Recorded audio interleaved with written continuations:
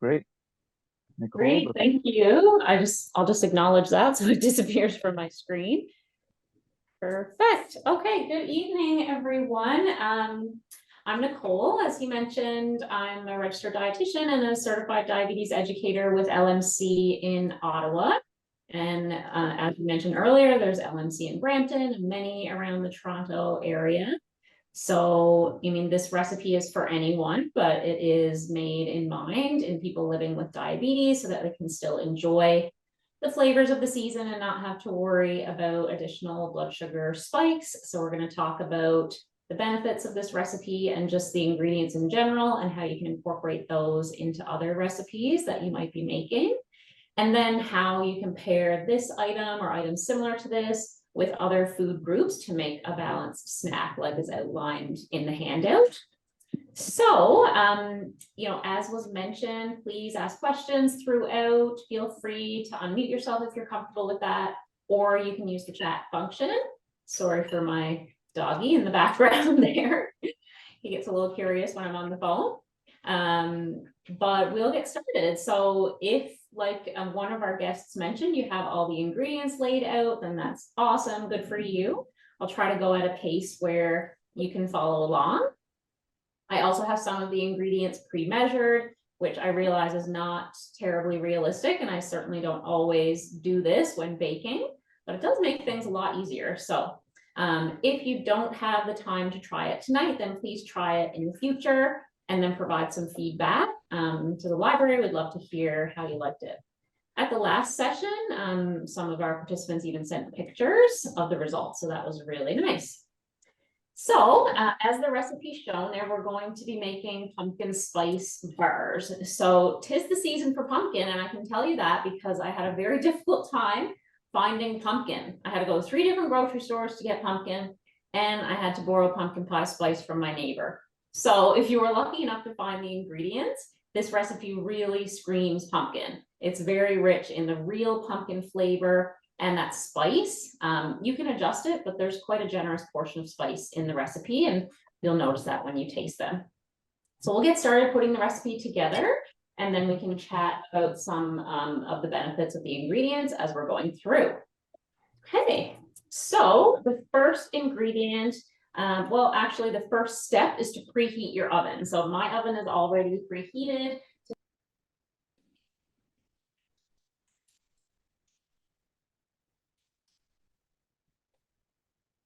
Oh, Nicole, I think you were muted. 1 second. Can you unmute?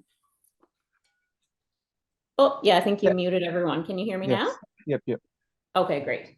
So all I said was preheat your oven to 350. So mine's already been preheated. And then you want a 13 by 9-inch pan. So you can use this black non-stick pan or the silver non-stick pan or a glass like Pyrex baking dish.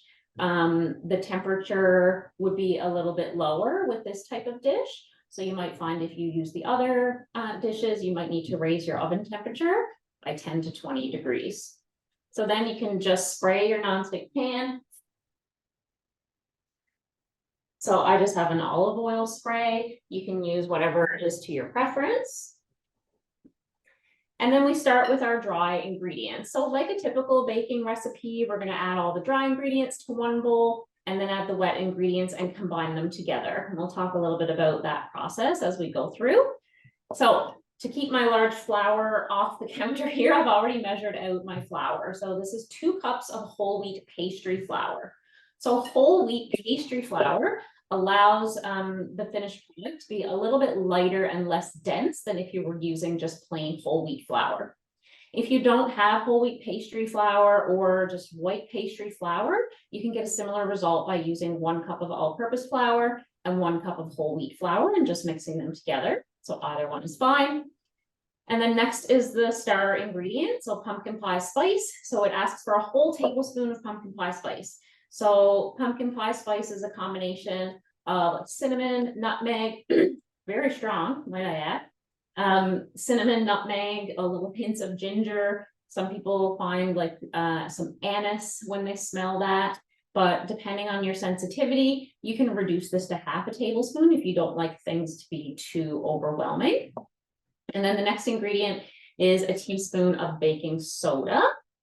So this paired with the whole wheat pastry flour is going to give us our leavening. So when this square comes out, it rises quite a bit. So it's not a dense square. It's more of a cakey texture, which is nice. So I just use my knife to level off the baking soda. Put that in. And then half a teaspoon of salt. So did I take out my salt? Let's see. So to be honest, I never measure salt, but half a teaspoon is usually a sprinkle. And if you have high blood pressure, you can reduce that to a quarter of a teaspoon. And then when it came down to 1 serving of the square, you would be getting very low amount of sodium. So it would be totally fine if you have hypertension. Okay, so that's the salt. So these essentially are the dry ingredients, okay? So it just asks me to mix these together and put them to the side. So if you have a sifter would be great. That just allows the ingredients to become really cohesive, but a metal whisk is fine as well. Okay, so we'll put those to the side for a moment when we work on the wet ingredients. So the star of the show, the pumpkin. So it's very hard to find, as I mentioned, but make sure you get pure pumpkin and not pumpkin pie filling. The cans look very similar, but the pumpkin pie filling is going to have added sugar, sodium, and other ingredients because it's basically just meant to be poured into a crust and made into a pumpkin pie. You can make pumpkin pie with regular pumpkin and control the amount of sugar and other ingredients that you add, which, would make it more preferable if you're, watching what you put in your recipes for health reasons. So 100% pumpkin. You can, of course, use a real pumpkin and dig it out and puree it in your blender if you're really keen. Okay, so it asks for 1 cup of the pumpkin. So I'm going to use my spoon, fill up my cup. I already baked a batch, so there's a lot of pumpkin in the can. So you kind of have to make a few recipes to use up all your pumpkin. Some other great ways to use up the leftover pumpkin that's in your can after you've done your baking is mix it into cooked oatmeal. It's going to add lots of fiber. It's going to add vitamin A. It's going to help lower the glycemic index of your meal. We'll talk about that a little bit more. You can add it to plain yogurt for a pumpkin yogurt, which is really nice. And of course, there's many other recipes that you can use pumpkin in. Pumpkin muffins, pumpkin bread, pumpkin pie, and there's even some savory pumpkin recipes, which are really nice. So I have 1 cup of pumpkin. I'm going to put this into my bowl. Now, if you don't like pumpkin, which, maybe you wouldn't be here if you didn't like pumpkin, but if you didn't like pumpkin, you can use any other pureed fruit similar to this. So you could use unsweetened applesauce, you could use sweet potato, you could use pureed apples, which essentially is applesauce, and you would have a similar result, but just flavor. And you probably want to switch the pumpkin pie spice for something like cinnamon. All right, so we've got pumpkin.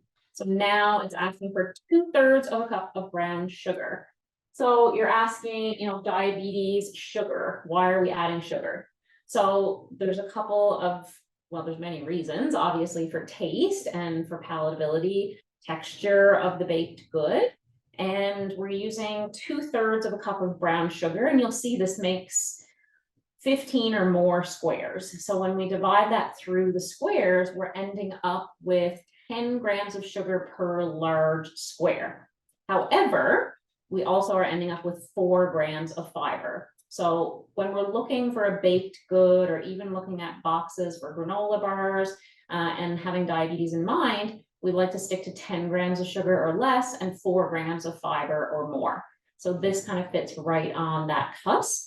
And, when we compare it to some other recipes that utilize pumpkin, pumpkin bread, pumpkin scones, pumpkin muffin. I know Tim Hortons has a pumpkin muffin out right now.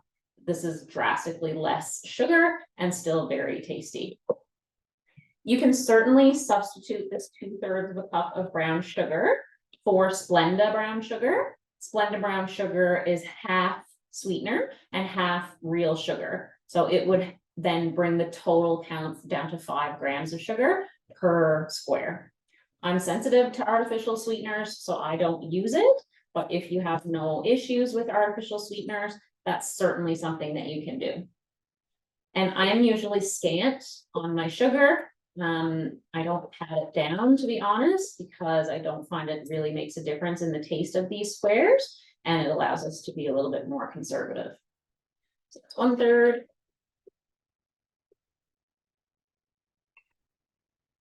And 2/3. Great. And I don't know if you have a little brown sugar bear, but it helps to keep your brown sugar nice and soft and not clump together. Now, 1/4 of a cup of plain Greek yogurt. So I have just a regular plain Greek yogurt here in the individual containers. You may have it in like a big container. So I'm just going to stir it up. So what the yogurt allows us to do is actually use less fat in the recipe because it does similar things to the fat, even though it's a 0%, and you can choose a 1% or a 2% as well. It would just change the nutritional info a little bit, but it allows us to use less of the fat because it gives us similar binding properties as something like oil or butter would. If you were to not use the yogurt and use, say, all oil in replacement of this, you would get a little bit more of a crisp like top on the square rather than a spongy top. Okay, so 1/4 cup of Greek yogurt. And you can use the rest for a dip for your carrots or your celery, or add it to your oatmeal. You won't taste it, but it really adds lots of protein. So you might see yogurt or Greek yogurt as a substitute in many recipes for this reason. And just remember that Greek yogurt is adding a lot of protein. And when it comes to baked goods, we don't usually say that they're a good source of protein because they're typically made from flour and sugar. But in this case, adding the Greek yogurt brings us up to 4 grams of protein per square, which is really quite good for a baked good. Okay, so our next wet ingredient is a 1/4 cup of applesauce. I'm going to recycle my 1/4 cup. So this is unsweetened applesauce. So that's another thing to be aware of when you're looking for your ingredients, that it's unsweetened, because in that case, it's literally just apples that have been boiled down and pureed into sauce. A lot of people right now, patients are mentioning they're making their own applesauce, apple picking, which is excellent. Okay, so that is a 1/4 applesauce. So now, again, allowing us to use less fat, we have the yogurt. This recipe only calls for 1 tablespoon of oil or melted butter.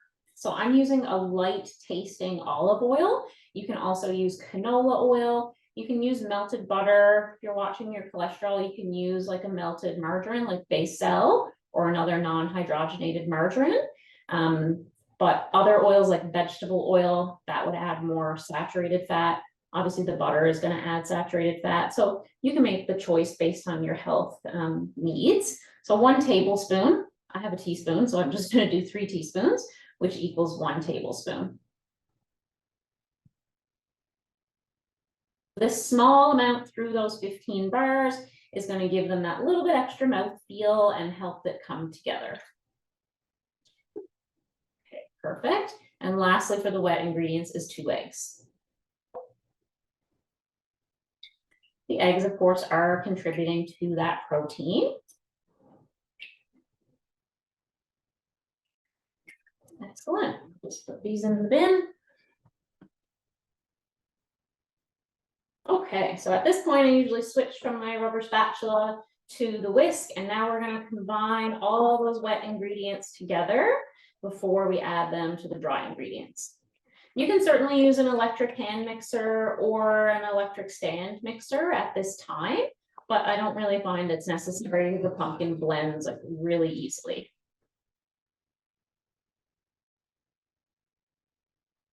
I don't know about you, but by this time in the day, my brain is not always on top of itself, so I always double check to make sure I didn't forget an ingredient. So we did the flour, pumpkin spice, baking soda, and salt in the dry. And then in the wet, the brown sugar, Greek yogurt, applesauce, oil, eggs. Look at that, I did. Canned pumpkin and vanilla. So we want to add in 1 teaspoon of vanilla. So I really like vanilla, so sometimes I add a little bit more. I'm adding like a teaspoon and a half. Good thing I checked it. I have definitely left out the sugar once and the eggs once in recipes. It took me a while to figure out what has happened to this recipe, but you'll see why baking is a little bit of chemistry because you can't leave stuff out. Okay, so we've mixed the wet and the dry, and now we're gonna add them together. So I'm gonna make a little hole in the middle of my dry ingredients and pour in the wet. Use my spatula to scrape the bowl clean. So you can't lick this spatula because there's raw eggs in here. So just keep that in mind. Great. So now I'm just going to gently fold and turn the bowl to mix things together lightly. I know my nan always says, don't overmix, don't overmix. It makes things tough. So just want to turn and fold until you can no longer see the flour. This is going to feel like a cake batter once it's mixed.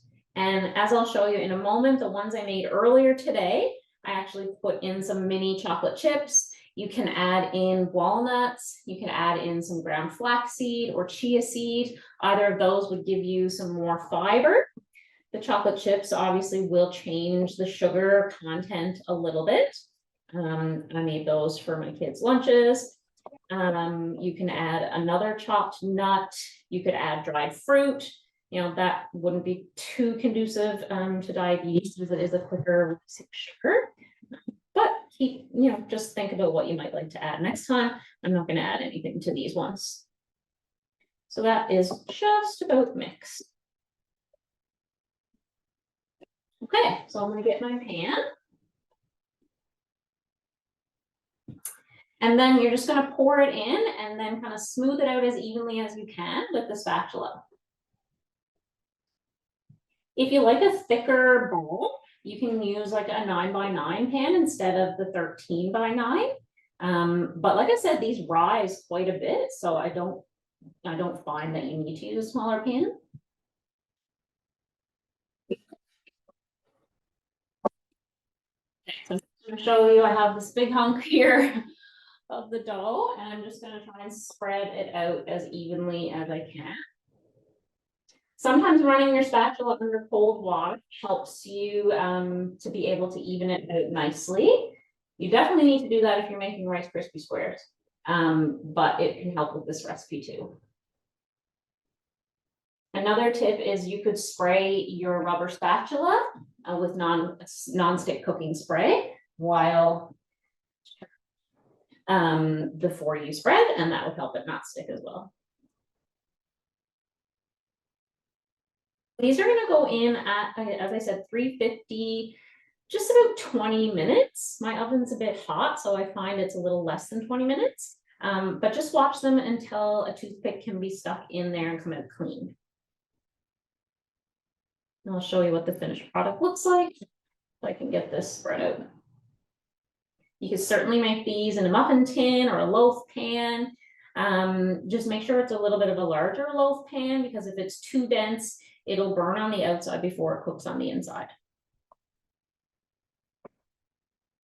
You could also sprinkle something on top at this time. You could sprinkle some chopped nuts. You could sprinkle some oats, pumpkin seeds. Nicole, there's a question from the chat. Could you reiterate whether you need to spray the pan and the temperature to preheat the oven too? Yeah, so I did spray the pan, and the oven has been preheated to 350. Thank you. Okay, so that's pretty good. Doesn't have to be perfect. So I'll just show you what that looks like before I put them in. So you can see it doesn't take up a lot of the height of the pan, but it is going to rise a little bit. So I'll stick those in. I'm going to stick them in on the middle rack, not too close to the top.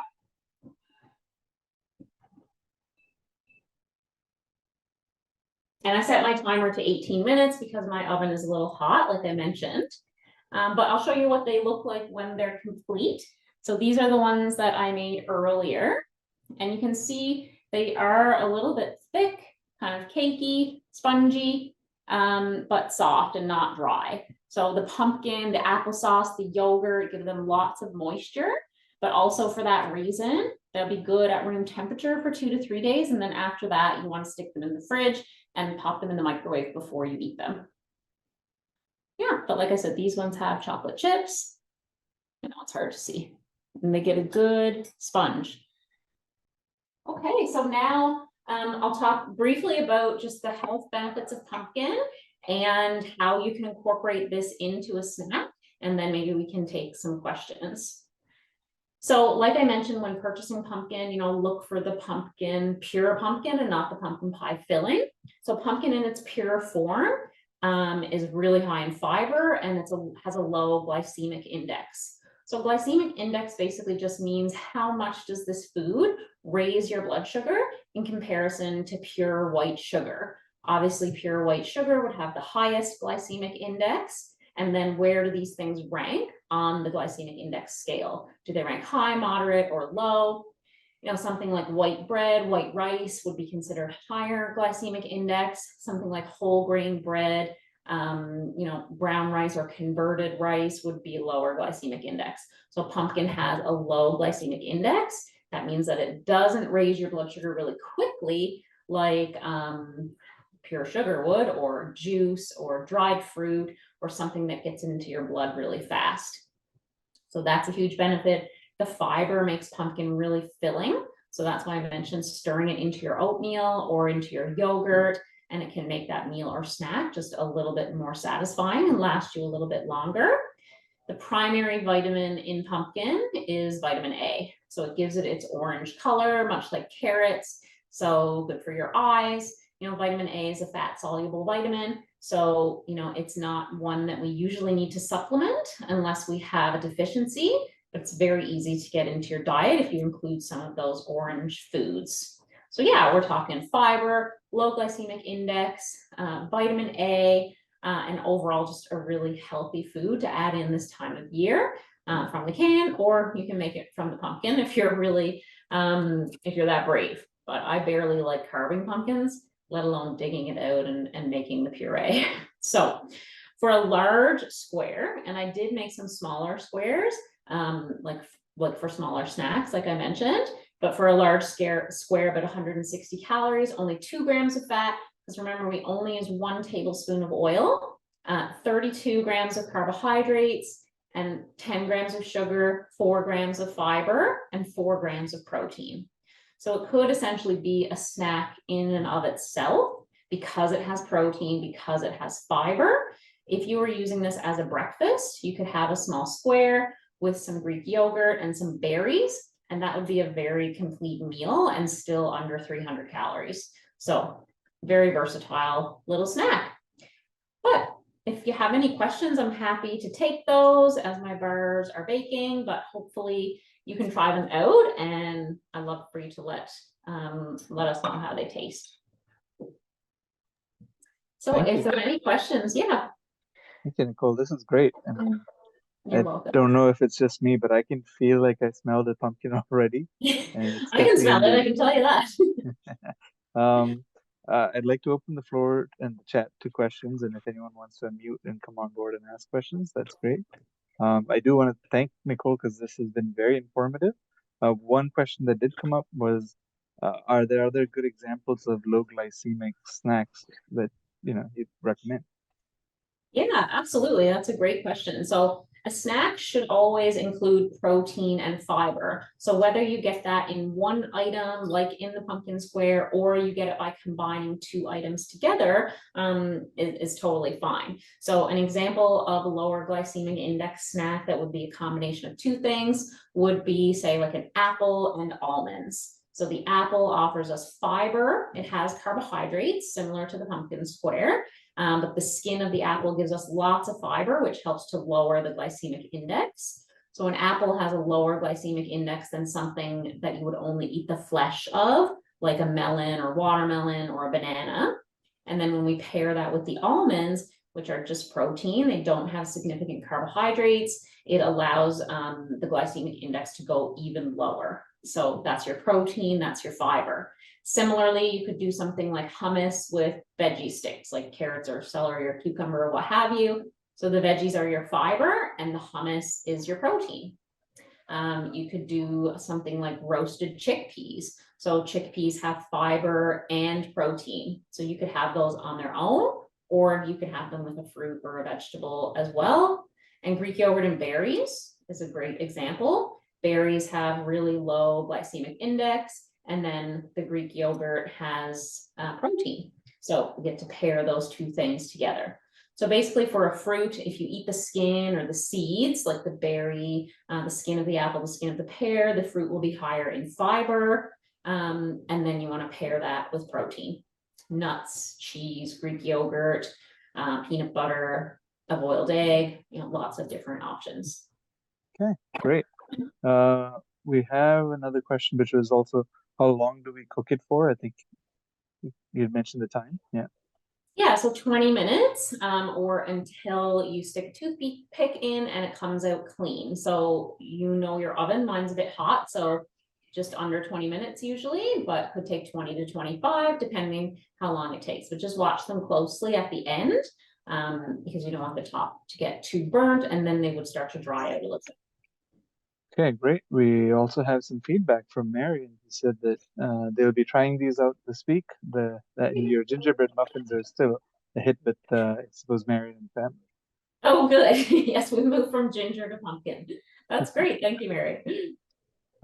We also have someone who mentioned that they didn't get the instructions, and in the instructions, which are the recipe, which I will email out to the attendees, you will get the breakdown of the fiber and protein and calories of this bar. Yes, and the instructions, yes.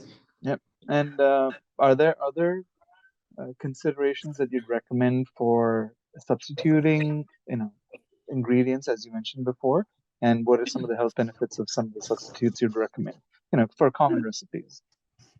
For sure. So for fat, so for a liquid fat like oil or melted butter, you can substitute always unsweetened applesauce or the pumpkin puree or sweet potato puree or plain Greek yogurt.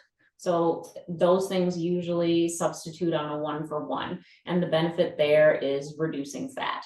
So a good example is like a carrot cake. So my mom's carrot cake recipe has 2 cups of oil, and 2 teaspoons of oil has 80 calories and 9 grams of fat. So you can imagine how much fat is in 2 cups of oil. Obviously that's divided through the whole cake, but I find you can very reasonably reduce that in half and use 1 cup of unsweetened applesauce and 1 cup of oil and get the same result, but get half as much fat.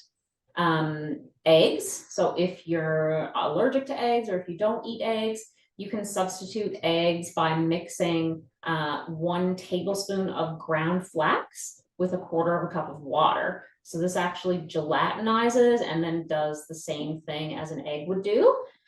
So obviously that will lower the cholesterol in your food. My son's allergic to dairy, so I always substitute out cow's milk or butter. Cow's milk I substitute out for unsweetened almond milk, and butter I either use Baicel or the unsweetened applesauce. Let me think for a second if there's anything else for a substitute. I mean, in this recipe we substituted the fat and some of the sugar by utilizing the applesauce, the pumpkin, and the Greek yogurt. For a gluten-free recipe, if you had celiac disease or you're intolerant to gluten, you could use an all-purpose gluten-free flour to substitute for the whole wheat pastry flour. It would be slightly more dense, but you could do a 1-for-1 substitute on that. Yeah, I think that's all I can think of right now, but if anyone has any more specific questions about what you could substitute, I'm happy to answer that. That's great. No immediate other questions at the moment. Yeah, it's always fascinating to think of the things that you can substitute, because I think far too often many recipes don't pay attention to the healthier options because they choose flavor over I suppose, help in some instances. So these have been great suggestions. Thank you. Yeah, and the one thing that I find is good to point out is that it doesn't mean the flavor is going to be less. I brought a plate of these to my neighbor because, as I said, she lent me her pumpkin pie spice, and her husband had some, and they were delicious. And oh, let's have the recipe. And they don't know that it has all of those substitutions. It has low sugar, it has low fat. And likewise, I have many patients who tell me, like, I love baking, but I've stopped baking because I have diabetes. And that's really sad because it's a pastime that many people enjoy.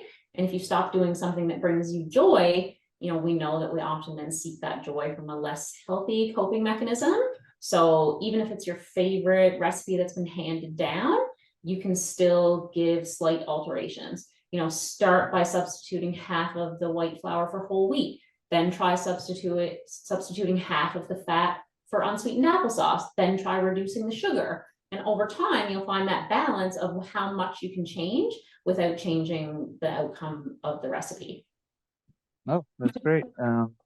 And also with the theme of the fall, are there ingredients that are available over the fall that you really enjoy incorporating into your meals that you'd recommend? I think the apples, the pumpkin, the squash, like these are in season right now. They're less expensive. So I always make a healthier apple crisp. And it's basically a layer of apples with less sugar, lots of cinnamon, lots of oats, and baked in the oven. And then you can top that with a dollop of Greek yogurt. The pumpkin, we talked about lots of ways you can use that. A nice squash, like an acorn squash or spaghetti squash. You just split it in half, drizzle like a teaspoon of olive oil, some cinnamon, and then bake it facing down on a baking sheet in your oven until you can stick a fork through it. And that makes a really great side, like for your meal, instead of like a potato or rice. So it just mixes it up a little. And those items have a lower glycemic index than potato or rice. So I would just say buy something you've never cooked before, Google how to cook it because it's usually there, and then use some of your knowledge around substituting ingredients to suit your health needs. Like if it says top with 4 tablespoons of butter, why do you need the 4 tablespoons of butter? You could add some cinnamon, you could add a little drizzle of olive oil, and you get just as delicious of an outcome. So I think the apples, for sure, we're going apple picking soon, pumpkin and the squashes to kind of experiment with those. That's great. We have another question asking if, can I bake in smaller pans like a mini loaf? Yeah, for sure you can. Just don't fill the pan more than halfway full. So if you fill it more than halfway full, it will overflow because this recipe does rise quite well. So you can do some bunch of little loaves. That would be cute for sure. Okay. And again, this goes back to something Nicole mentioned at the start. Previous attendees have taken pictures of them making this, so I will put our email address in the chat for you to do that, and we'll share that with Nicole as well. That'd be great. Down to 4 minutes. I'm going to take a quick look.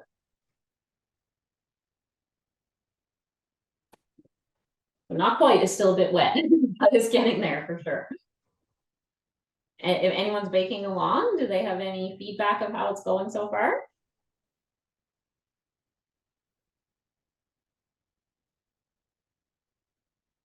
I think it was Liz who was baking one, but maybe she's busy in her nice new kitchen.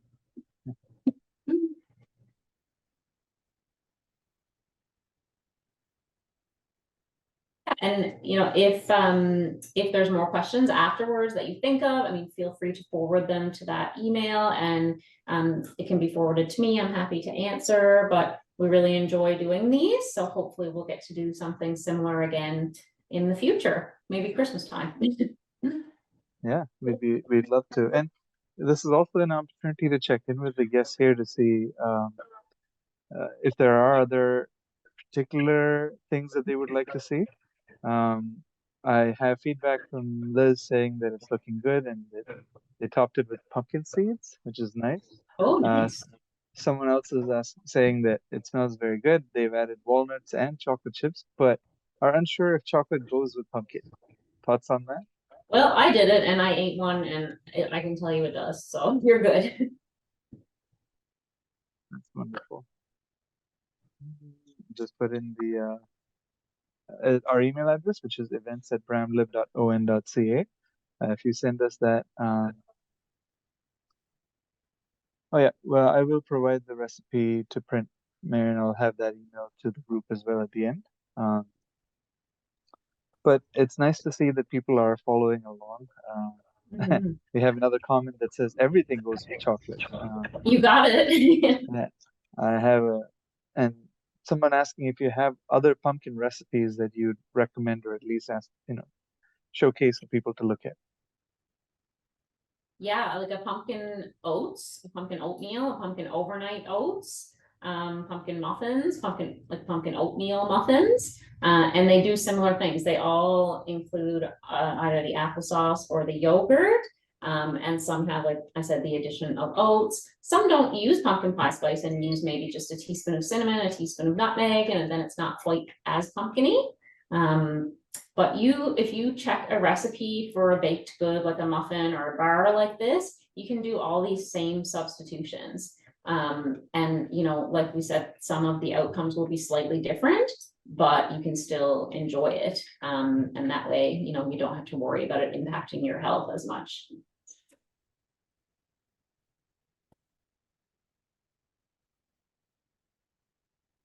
Getting there. After Nicole checks it, there is another question which said, I once tried a pumpkin soup, but have no idea that, do you have any suggestions for incorporating pumpkin into soup? Mm. Yeah, a pumpkin soup, you think you would be best to use like a real pumpkin, the baking pumpkin. And you cut it kind of like a squash, and then you roast the pumpkins, and then you scrape it out of the skin and utilize that in soup, like with a stock, and usually with another heartier vegetable like a sweet potato or a butternut, not a butternut squash. Yes, a butternut squash. And then use a hand blender, like a puree blender, to mix it all together. I've made a butternut squash, sweet potato, carrot soup, which is really good, but I've not made a pumpkin because, as I mentioned, I don't like digging out pumpkins, but maybe I'll have to try. Yeah, that's great. We have another question, which is, do you have a healthy scone recipe? So maybe I'll reword that to say, do you have recommendations to make scones healthier? Good question. Scones are harder because they're usually quite buttery. But I always would substitute the butter. I'll show you my butter. And I'm just going to grab that.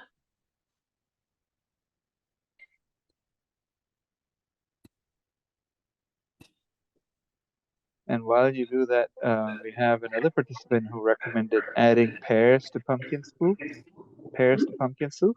Oh, The yeah. flavor is divine. It sounds glorious. Okay, so we're done. That's great. Butter. So as I mentioned, my son's allergic to dairy, so I use this baking sticks, but they're the Basel plant-based, non-hydrogenated, so it's not the margarine from the 90s that people were kind of concerned about. It's a non-hydrogenated margarine, and it's in baking sticks, and I substitute it for butter. So it removes the saturated fat because it's not from an animal, which is what many people with heart disease are concerned about. And it gives the same outcome. So I would probably then use half the fat and substitute the other half for something like a Greek yogurt or an unsweetened applesauce, but you can't substitute all the fat in a scone recipe, or it won't be like a scone, it'll be more cakey. And the sugar, if it was a cup, I would probably start with 3/4 of a cup and then see how much I could reduce it and get the same outcome. I have made scone recipes, and I've actually made pumpkin scones too, and it's pretty good. I mean, it turns out well. It's not the scone you're going to get from Starbucks, but it's still a palatable option. So start small. Don't immediately switch everything over. Switch one thing at a time and in small amounts, and then every time you remake it, you can experiment a little bit more. That's great.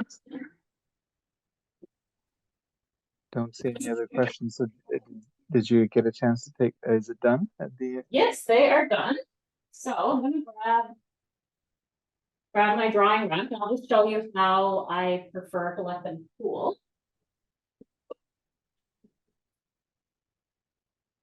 So pick up your fan, put the drying rack on the top, and then flip it over. And if you sprayed it well, you'll get a nice clean pan. And then I just leave it upside down to cool, like this, one big square. And then when it's done, I just lay it on a cutting board and use a big knife to cut it into squares. So remember, the nutrition info is for 15 squares, I'm pretty sure. Yep. So if you cut it into 16, 17, then obviously you get less and less sugar per square. Or if you're really bad at measuring like me, you'll get some huge squares and some tiny squares, and then you have a variety. But let it cool like this until it's cool to the touch, and then cut it. And then once it's cool, store it in an airtight container. Like I said, 2 to 3 days, but then put it in the fridge. I like to zap it in the microwave anyways, just to warm it up a little bit. Warm pumpkin always brings out the smells, and it's really nice. So that's it. Yeah, that's wonderful. We have a comment from the chat saying thank you very much. This has been a great session, and I see people reacting to confirm that, and I think I agree. This has been a fascinating session. I'm going to stop the recording, but thank you so much, Nicole, for the time that you spared on this. My pleasure. It was a lot of fun.